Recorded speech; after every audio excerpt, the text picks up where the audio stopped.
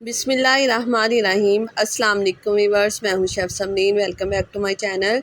Viewers, आज मैं आपके लिए रेस्टोरेंट स्टाइल दाल गोश्त की रेसिपी लेके आई हूं। इस रेसिपी की एक स्पेशलिटी है कि इसमें आपको एक तो दलीम और हलीम का टेस्ट भी मिलेगा और साथ में आपको दाल गोश्त का टेस्ट मिलेगा। और मेरा मोटिव ये है कि मैं आप लोगों के लिए क्विक और इजी रेसिपी लेके आऊँ। अच्छी लगे लाइक शेयर कमेंट कीजिएगा, चैनल पे नहीं है सब्सक्राइब कीजिएगा। चले जल्दी से रेसिपी स्टार्ट करते हैं।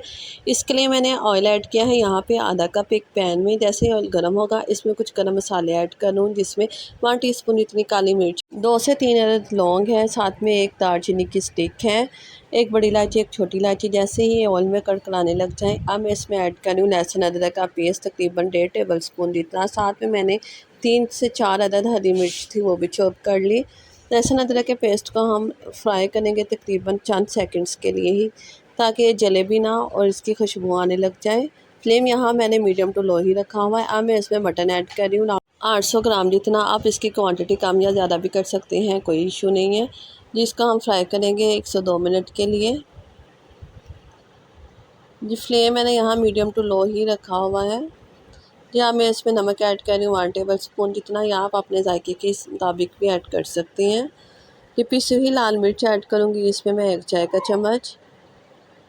साथ में हल्दी पाउडर ऐड करनी हूँ इसमें 1 चाय का चम्मच। हल्दी इसमें ज़्यादा जाएगी क्योंकि इससे दाल में बेहतरीन सा कलर आएगा। जी, बस इसको हम फ्राई करेंगे तकरीबन 3 से 4 मिनट के लिए, ताकि जो मसालों का कच्चापन है वो निकल जाए और गोश्त के साथ मसाले बेहतरीन से भुन जाएँ। जी, जैसे ही 3 से 4 मिनट भूनते हुए हो जाएंगे अब मैं इसमें ऐड कर रही हूँ साबुत धनिया। सूखा धनिया ऐड करूँगी इसमें मैं 2 टेबल स्पून जितना। आप चाहें तो कुटा हुआ या क्रश किया हुआ सूखा धनिया भी ऐड कर सकते हैं। इससे बेहतरीन सी खुशबू भी आएगी और फ्लेवर भी आएगा। जी, इसको भी मैं चंद सेकंड के लिए बस भून लूँगी। और अब गोश्त को गलाने की बारी है। जी, गोश्त को गलाने के लिए मैं इसमें पानी ऐड कर रही हूँ 1.5 गिलास इतना। यहाँ 2 ऑप्शन है, या तो आप इसे कुक करें लो फ्लेम पे तकरीबन 35 से 40 मिनट के लिए कवर करके, या विसल लगा लें 10 मिनट के लिए, गोश्त बेहतरीन सा गल जाएगा। जी, यहाँ पे गोश्त पकते हुए तकरीबन 35 मिनट हो चुके हैं। पानी तकरीबन ड्राई हो गया और गोश्त भी बेहतरीन सा गल चुका है। अगर आप इसे झटपट और क्विक बनाना चाहते हैं तो बस आप इसे प्रेशर कुकर में 10 मिनट के लिए गला लें। जी वीवर्स, गोश्त बेहतरीन सा गल चुका है, इतना ही हमें चाहिए था। जी, अब मैं इसमें ऐड कर रही हूँ फेंटा हुआ दही, तकरीबन 4 टेबल स्पून जितना भर के, या 1/4 कप जितना। दही मैं बाद में ऐड कर रही हूँ गोश्त को गलाने के बाद, क्योंकि खटाई से गोश्त वो जल्दी गलता नहीं है। अब मैं इसमें कुटी हुई लाल मिर्च ऐड कर रही हूँ 1 चाय का चम्मच। ये दाल में बेहतरीन सा कलर भी देगी और इसके जो फ्लेक्स हैं वो दाल में बेहतरीन लुक देंगे। जी, इसको भी मैं चंद सेकंड के लिए फ्राई कर लूँगी, भून लूँगी। जी, यहाँ पे मैंने दालें ली थी, दाल मूंग, मसूर, माश और चना 250 ग्राम जितनी, तकरीबन 1 पाव जितनी। इसको वॉश करके अच्छी तरह मैंने 2 घंटे के लिए भिगो दिया था। अब मैंने छलनी से इनका पानी निकाल लिया और ये ऐड कर रही हूँ। जी, दालों को मैंने मसाले के साथ तकरीबन 2 से 3 मिनट के लिए फ्राई करना है, ताकि ये भी अच्छी तरह भुन जाए। जी, अब मैं इसमें पानी ऐड कर रही हूँ तकरीबन 4 गिलास जितना। पे मैं रेगुलर गिलास का इस्तेमाल कर रही हूँ, जो अमूमन घर में पानी पीने के लिए यूज़ किया जाता है। जी, बस मैं हल्का से इसमें चम्मच हिला लूँगी और इसे हम कवर करके लो फ्लेम पे पकाएंगे तकरीबन 25 मिनट के लिए, या विसल लगा लें इसे 10 मिनट के लिए। जी, दालों को पकते हुए तकरीबन यहाँ पे 25 मिनट हो चुके हैं और दालें बेहतरीन सी गल चुकी हैं। अगर आप इसे मिट्टी की हांडी में बनाएंगे तो इससे इसका फ्लेवर और भी इन्हेंस हो जाता है और दालें तकरीबन 15 मिनट में गल जाएंगी। जी, बस यहाँ पे फ्लेम मैंने ऑफ़ कर दिया है और मैं इसमें ऐड कर रही हूँ 1 चाय का चम्मच पिसा हुआ गरम मसाला, और साथ में पिसी हुई काली मिर्च ऐड कर रही हूँ आधा चाय का चम्मच। इसे खाने में बहुत मज़े का फ्लेवर भी आएगा और बेहतरीन सी खुशबू भी आएगी। बस मसाला ऐड करने के बाद आपने इसे कवर कर देना है तकरीबन 1 से 2 मिनट के लिए। इससे जो मसाले की खुशबू है वो उड़ती नहीं है, बल्कि खाने में ऐड हो जाती है।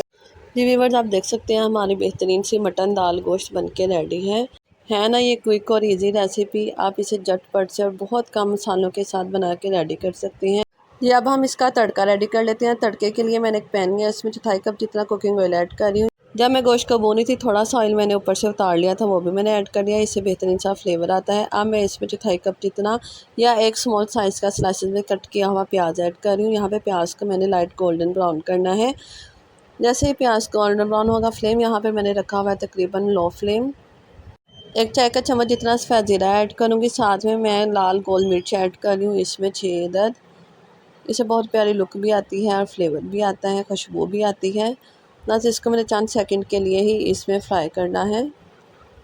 फ्लेम आपने लो ही रखनी है, नहीं तो मसाले जो हैं वो जल जाएंगे। साथ इसमें मैंने 2 हरी मिर्च बारीक स्लाइसेस में कट की हुई वो ऐड कर लिया। उसको भी बस चंद सेकंड के लिए मैंने फ्राई करना है। फ्लेम मैंने ऑफ़ कर लिया है। ये तड़का हमारा रेडी है जिसको दाल में ऐड कर रही हूँ। व्यूअर्स, इतनी मज़े की और इतनी बेहतरीन से खुशबू आ रही है कि आपको मैं बयान नहीं कर सकती। आपने मेरी इस रेसिपी को ज़रूर ट्राई करना है। मेरी इस मेथड से आप दाल गोश्त बनाएंगे तो हर कोई आपकी तारीफ़ करेगा। इस रेसिपी पे आपको दाल गोश्त का फ्लेवर भी मिलेगा और झटपट दलीम का जायका भी मिलेगा। अगर आप झटपट दलीम बनाना चाहते हैं तो आप मेरी इस रेसिपी को ज़रूर ट्राई कीजिए। जी, अब इसे मैं डिश आउट कर रही हूँ। आप देख सकते हैं व्यूअर्स, हमारी बेहतरीन सी रेस्टोरेंट स्टाइल मटन दाल गोश्त बन के रेडी है। आप चाहें तो इसे बीफ और चिकन के साथ भी बना सकते हैं। अच्छी लगे तो फीडबैक ज़रूर दीजिएगा। मिलेंगे इंशाल्लाह नई रेसिपी के साथ। अल्लाह हाफ़िज़।